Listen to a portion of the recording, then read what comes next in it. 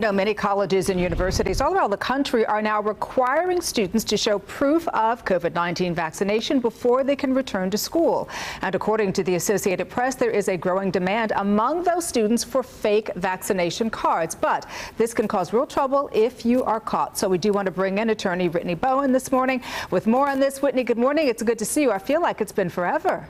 Good morning, Danielle. How are you? I'm doing pretty good. Thank you. I want to get into this because I think for a lot of kids, they feel like, listen, I'm going to get this fake card. Nobody will be the wiser, right? But what happens if they try to cheat the system with these fake cards? Listen, I'm going to give my legal advice, but it's pretty simple too. Just use your common sense even before you get to the point of having to listen to a lawyer tell you this.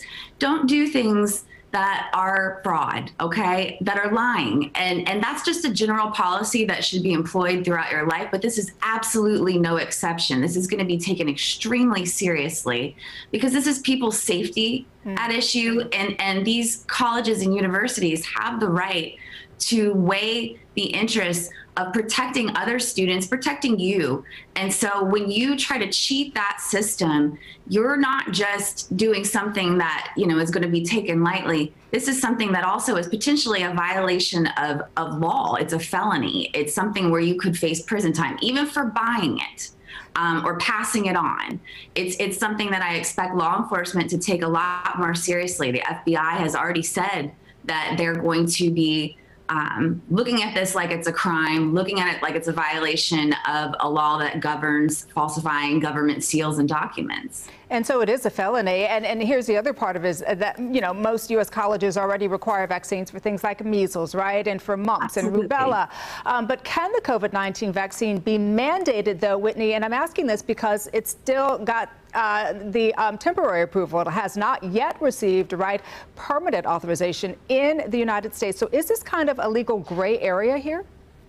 There's a little bit of some grayness here, as there is usually with all law, especially when we're in the infant stages of seeing litigation about some of these issues. But for instance, you mentioned on the outset of the story, Stetson University, that's a private university. And so you may see some variation between public and private universities to some extent because public universities that receive public funding may be subject to different limitations.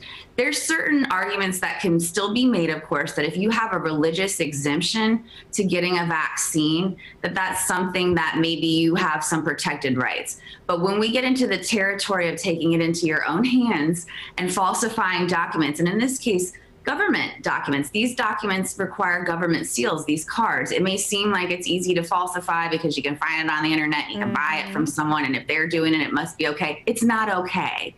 And so I think that these universities are going to have more rights as it relates to this disease, as to COVID-19, in terms of making people get vaccines, because the risk that's associated with the widespread quick spreading nature of the virus. So let's circle back to where we started. If a college requires proof of vaccination, does it have the right to expel a student if that student shows a fake vaccine card? Absolutely. Again, circling back to where we started as well, I see this very simply as a matter of fraud. Okay. And so whether or not we have a specific statute in Florida that governs it, there is a federal one that does already. You can do up to 5 years in prison for it. So I think it's a much lesser constraint on someone's liberty to make them comply with the administrative rules of a university. That's how the law sees it. And that's how I think this is going to be seen as well. I think that universities are 100% in their right when you commit fraud, though, to expel you, because automatically, whether we get into the area of COVID-19 vaccine specifically or not, if you're lying and you're committing fraud, that's going to violate their student code of ethics. All right. Jail and fraud, two terms that I hope will deter students from hopefully not getting these fake vaccination cards.